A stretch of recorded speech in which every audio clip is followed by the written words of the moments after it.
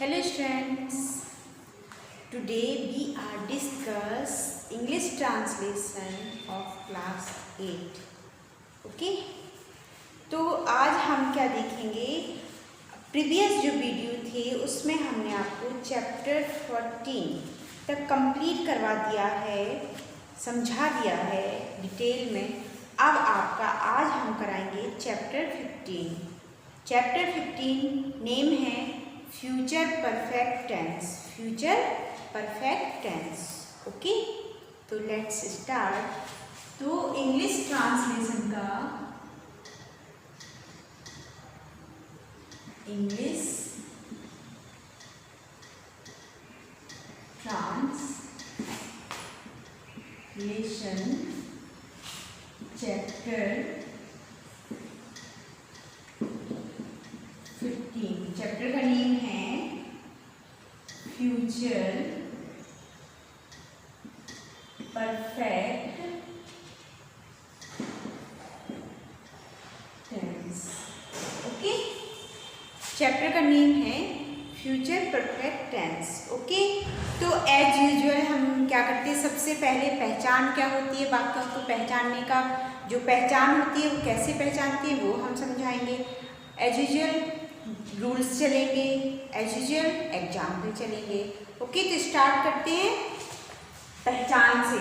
तो फ्यूचर जो perfect tense है, फ्यूचर परफेक्ट टेंस है, तो उसको पहचानेंगे कैसे। ठीक है तो पहचान आनी चाहिए हमें, तो उसके लिए हम क्या करेंगे, पहचानेंगे कि क्या कैसे पहचानते हैं कि ये वाक्य जो है वो फ्यूचर परफेक्ट टेंस है। ओके तो फ्यूचर परफेक्ट टेंस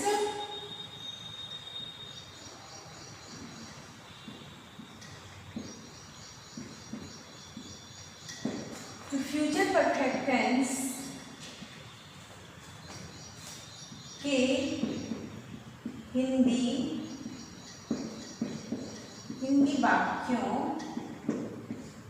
ठीक है, कि हिंदी वाक्यों के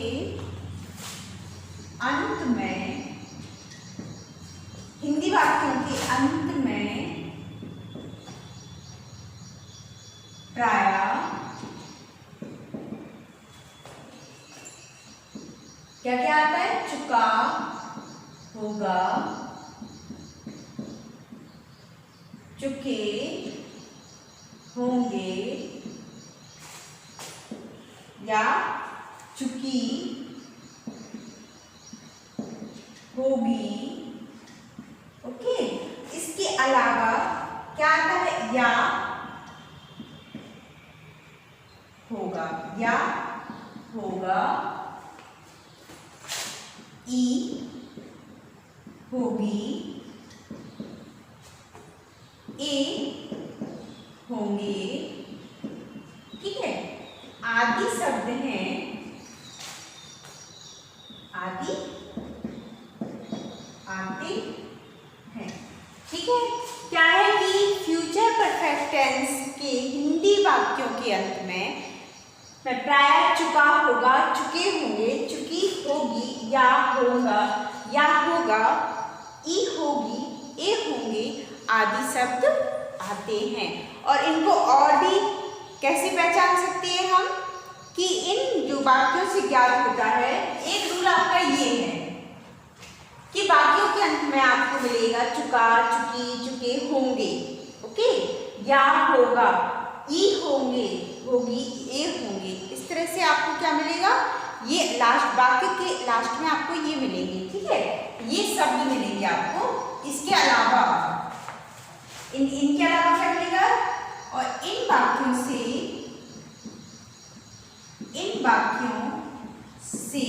क्या ज्ञात होता है, ज्ञात होता है कि कार्य भविष्य में पूरा हो जाएगा।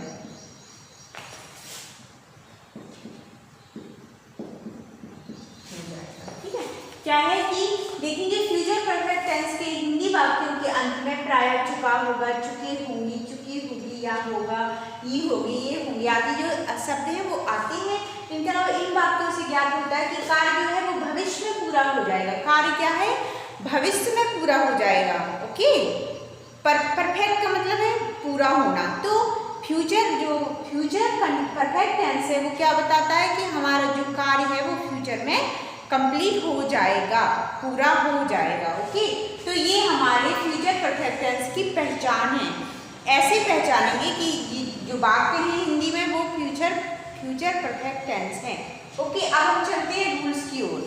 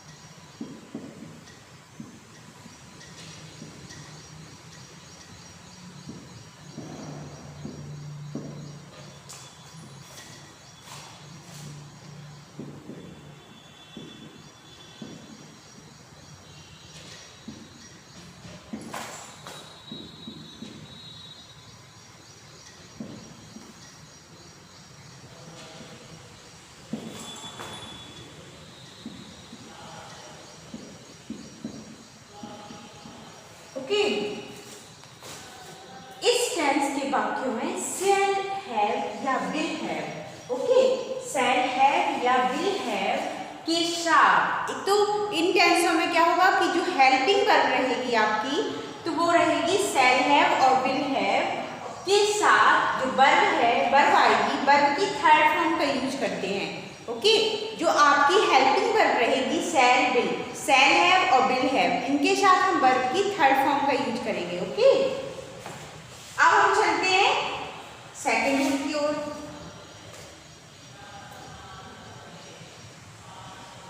जैसे अगर वाक्य में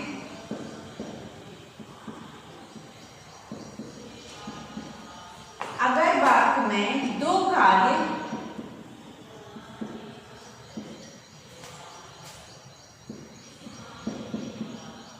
आगे हो तो पहले होने वाले कार्य के लिए, पहले होने वाले कार्य के लिए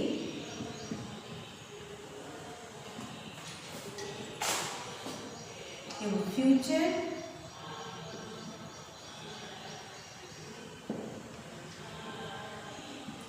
perfect tense, future perfect tense यानी आप करेगा सब्जेक्ट प्लस विल हैव और shall have plus will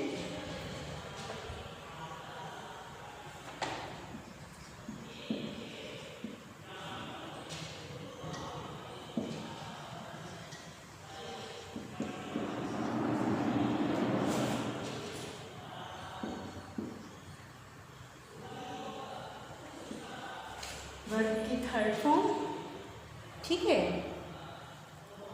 verb की थर्ड फॉर्म प्लस ऑब्जेक्ट।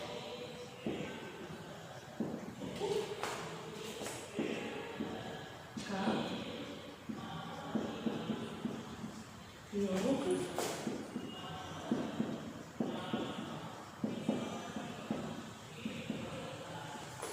किया जाता है,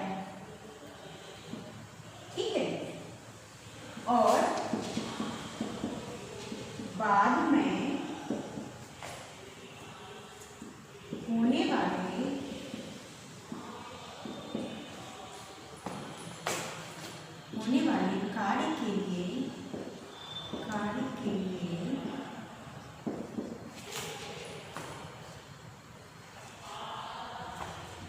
प्रेजेंट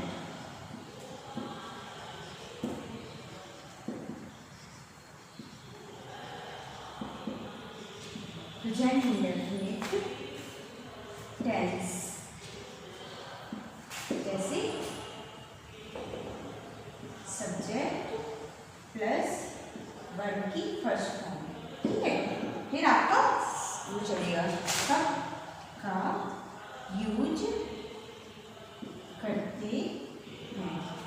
ओके, देखेंगे क्या है कि अगर वाक्य में दो कार्य आदि हो, अधिकतर ऐसा होता है कि जो परफेक्ट टेंस होती हैं, चाहे वो प्रेजेंट परफेक्ट हो, पास्ट परफेक्ट हो या फ्यूचर परफेक्ट हो, हमेशा क्या है टेंस में दो कार्य होते हैं, ठीक है। अधिकतर वाले वाक्यों में ऐसा होता है कि दो कार्य पूछे जाते हैं।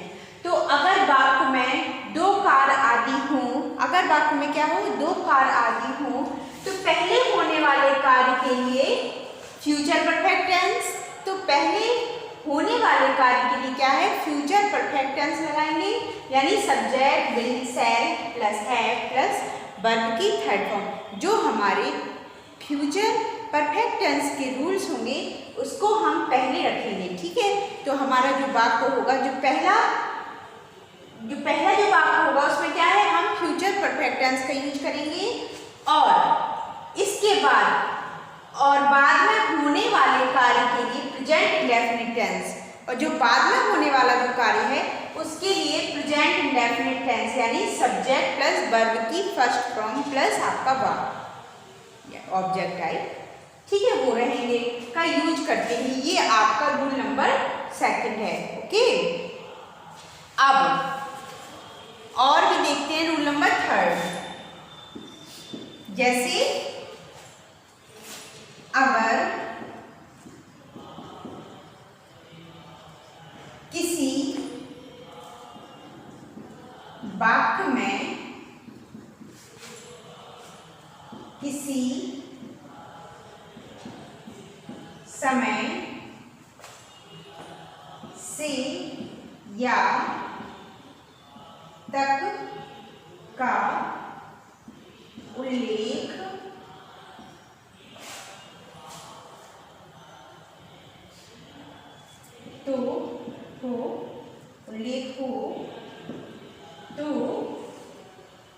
तो क्या करते हैं पीरियड ऑफ टाइम, तो पीरियड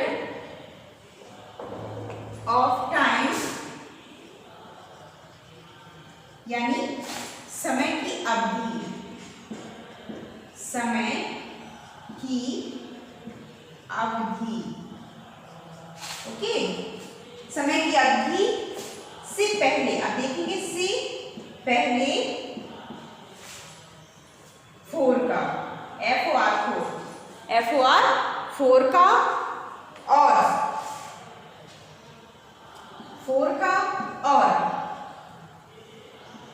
और क्या पॉइंट ऑफ टाइम, एक होता है पीरियड ऑफ टाइम आपके सेंटेंस में, एक होता है पॉइंट ऑफ टाइम, यानी समय के निश्चित बिंदु, समय के निश्चित बिंदु से पहले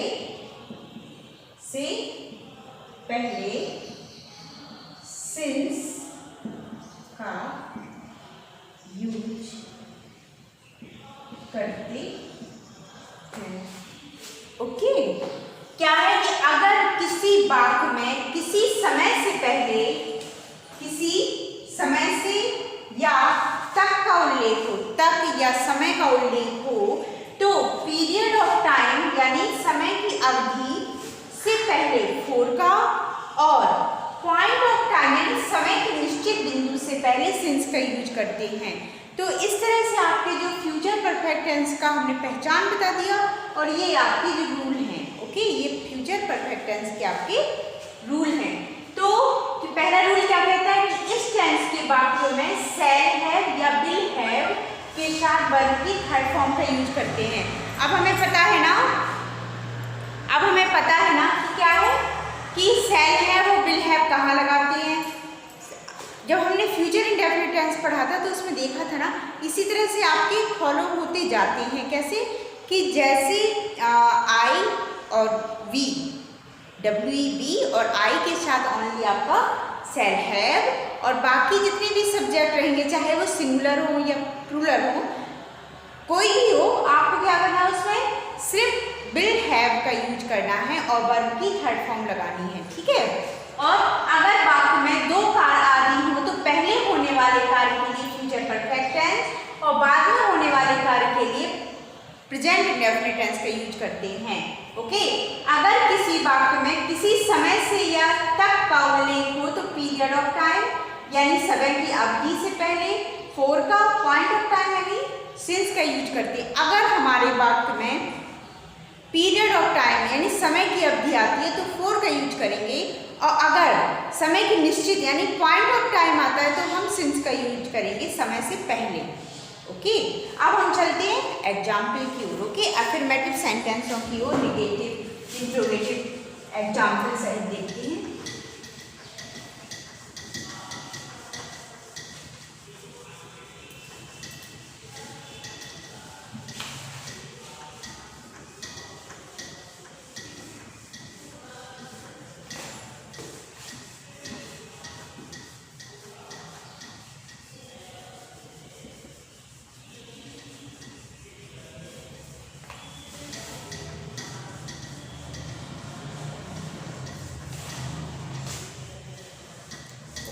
अब हम चलते हैं अफर्मेटिव सेंटेंस यानी हम फ्यूचर परफेक्ट टेंस का अफर्मेटिव स्टेटमेंट देखते हैं।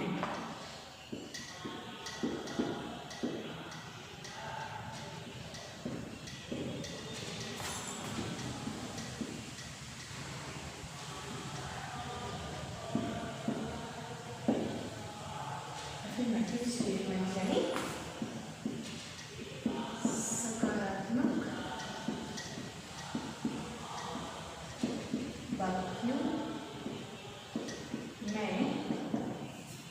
क्या करते हैं, सब्जेक्ट के बाद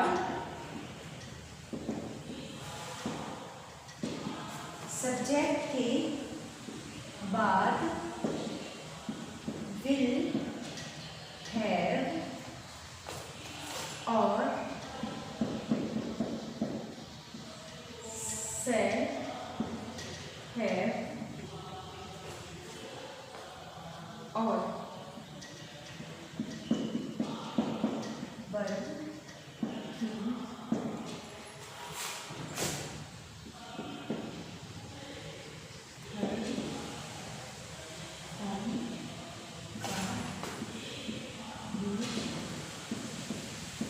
हैव और ये क्या है, अफर्मेटिव स्टेटमेंट्स को हम बनाएंगे तो कैसे कि सकारात्मक वाक्यों में यानी अफर्मेटिव स्टेटमेंट्स में सब्जेक्ट के बाद विल हैव और शैल हैव और वर्ब की थर्ड फॉर्म का यूज करते हैं। ओके, रूल देखा था। अब हम चलेंगे एग्जाम्पल की ओर।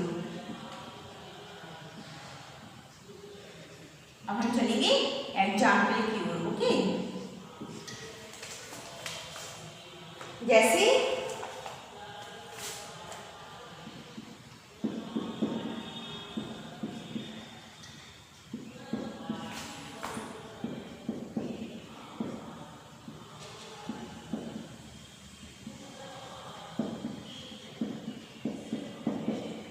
जैसे नौकर कमरा साफ कर चुका होगा, तो हम वाक्य को कैसे पहचानेंगे, चुका होगा, चुकी होंगी, चुके होंगे, ये आता है। ठीक है, तो ये हमारा फ्यूचर परफेक्ट टेंस है।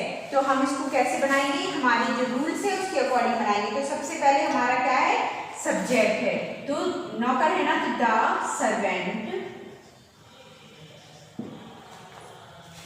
द सर्वेंट, हमने बोला ना कि आपको आई और वी के साथ ओनली शैल लगाना है, शैल है, विल है, और आपको सभी के साथ विल हैव का यूज करना है। द सर्वेंट विल हैव साफ कर चुका होगा, साफ करने का क्लीन में आपको वर्ब की थर्ड फॉर्म आएगी, क्लीन द अबाउट का ऑब्जेक्टिव आएगा, फुल स्टॉप आएगा। ठीक है, नौकर कमरा साफ कर चुका होगा तो the servant will have cleaned the room, full stop. Okay, ये आपका फ्यूचर परफेक्ट टेंस है एफर्मेटिव वाला। ओके, और भी देख लेते हैं रूल। जैसे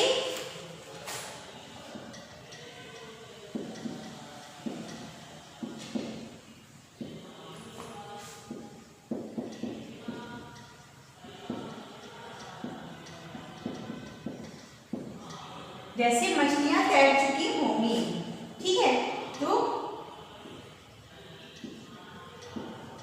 द फिश विल हैव तैरना, swum swum. Okay, third form रहेगी ना स्विम की, स्वैम। तो मछलियां तैर चुकी होंगी तो the fish will have swum. अब हम चलते एक और एग्जाम्पल देख लेते हैं। जैसे उस समय तक मेरा भाई घर लौट चुका होगा, ठीक है। तो कैसे बनाएंगे? उस समय तक मेरा भाई, तो पहले हम सब्जेक्ट रखेंगे ना, तो माई ब्रदर। अब हम हेल्पिंग वर्ब का यूज करेंगे, तो विल हैव, माई ब्रदर क्या है, माई ब्रदर विल हैव लौट चुका होगा, रिटर्न में थर्ड फॉर्म आएगी, रिटर्न होम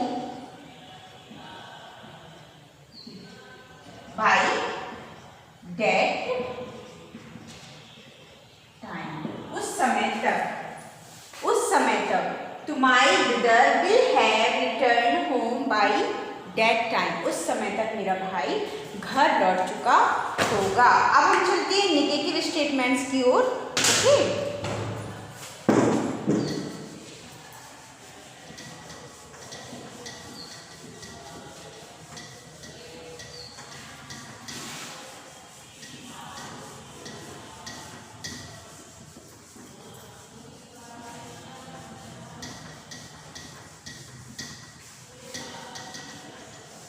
ठीक है। अब हम चलते हैं नेगेटिव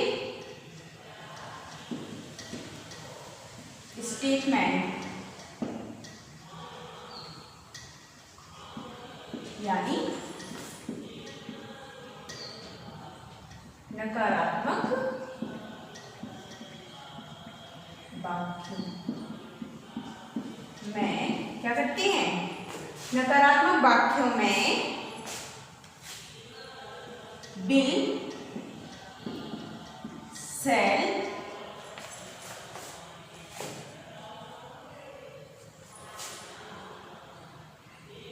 के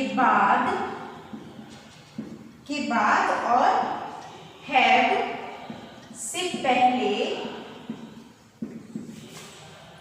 नॉट का यूज करते हैं, नॉट का यूज करते हैं।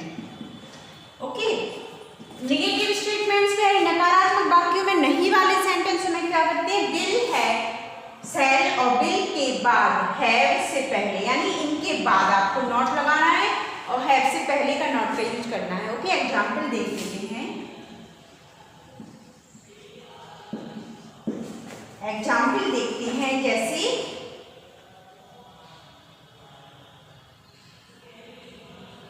माँ बच्चे को प्यार नहीं कर चुकी होगी। ओके, तो कैसा है? पहले आएगा सब्जेक्ट द मदर, ठीक है, द मदर विल। अब हमें क्या रखना है? नहीं है ना हमारे वाक्यों में, तो will not have, will not have loved, third form आएगी ना, loved the child। Full stop. Okay, माँ बच्चे को प्यार नहीं कर चुकी होगी तो the mother will not have loved the child. समझ में आ गया? इस तरह से क्या है, ये हमारा नेगेटिव स्टेटमेंट है, यानी हमें विल हैव यानी विल के बाद नॉट फिर हैव का यूज करना है, सेल के बाद नॉट फिर हैव का यूज करना है। ओके, अब हम चलेंगे इंट्रोगेटिव सेंटेंसों की ओर। इंट्रोगेटिव सेंटेंसों की ओर चलेंगे अब।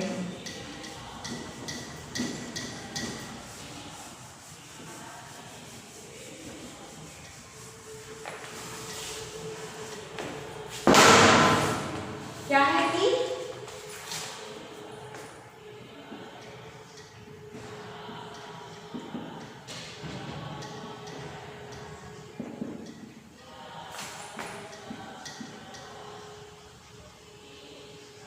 इंट्रोगेटिव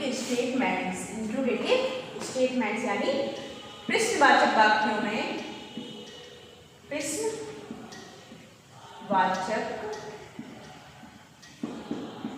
वाक्यों में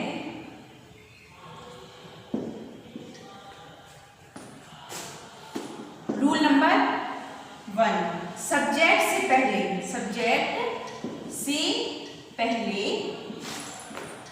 विल सेल का यूज करते हैं। ओके, नंबर 2,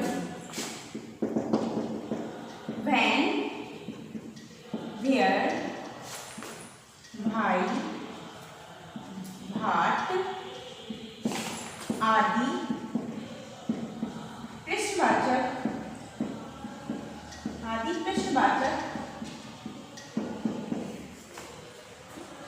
शब्दों का प्रयोग विल सेल से भी पहले करते हैं। ओके, और नंबर 3, नेगेटिव क्वेश्चंस में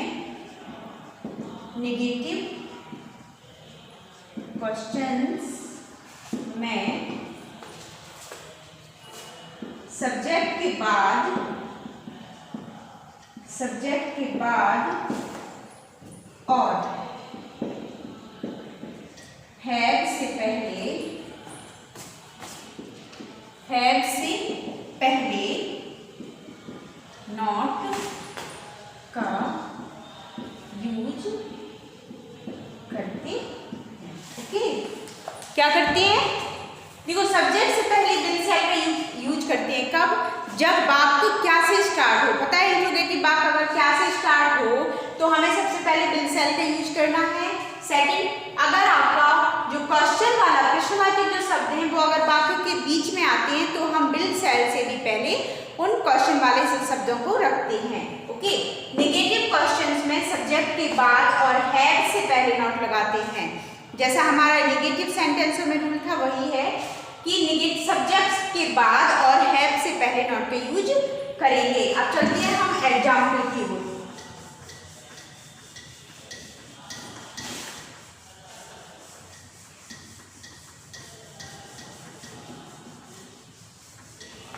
ओके, एग्जाम्पल की ओर चलते हैं।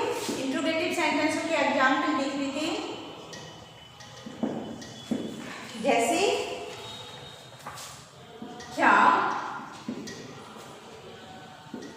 गाड़ी चंडीगढ़ पहुंच चुकी होगी? और क्वेश्चन मार्क रहेगा। हिंदी वाले वाक्यों में भी क्वेश्चन मार्क रहेगा और आपको इंग्लिश वाले वाक्यों में भी क्वेश्चन मार्क लगाना पड़ेगा।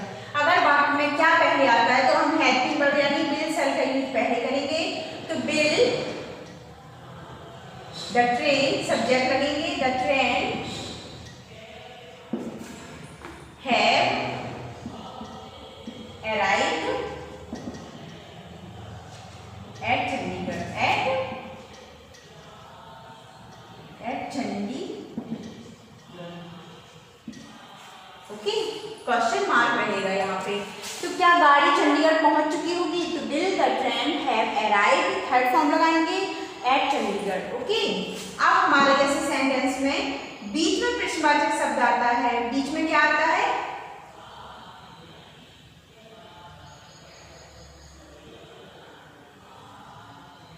क्या वह कल लखनऊ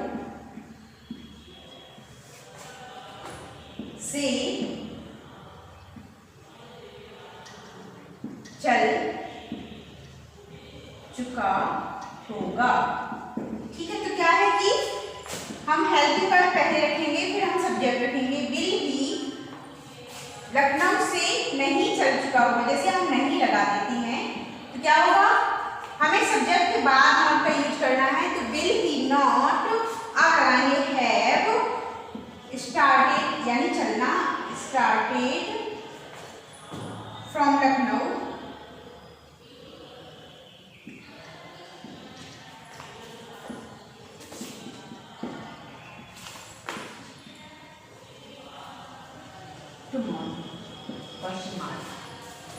ओके। क्या है, क्या वह कल लखनऊ से नहीं चल चुका होगा, तो will he not have started from Lucknow tomorrow. Okay, future tense की ये पहचान है, रूल हमने आपको लिखवा दिए हैं। जो बुक में एक्सरसाइज है वो आपको कंप्लीट करनी है। एक है आपकी ट्रांसलेट इनटू इंग्लिश और एक है आपकी ट्रांसलेट इनटू हिंदी। ओके, तो आपको ये कंप्लीट करके रखना है, और कोई कंफ्यूजन हो तो बताइए, और लेकिन एक्सरसाइज आपको कंप्लीट करनी है। ओके, समझ चुके होंगे आप लोग फ्यूचर परफेक्ट टेंस। अब आपको जो चैनल है इसको लाइक करना है और सब्सक्राइब करना है। Thank you.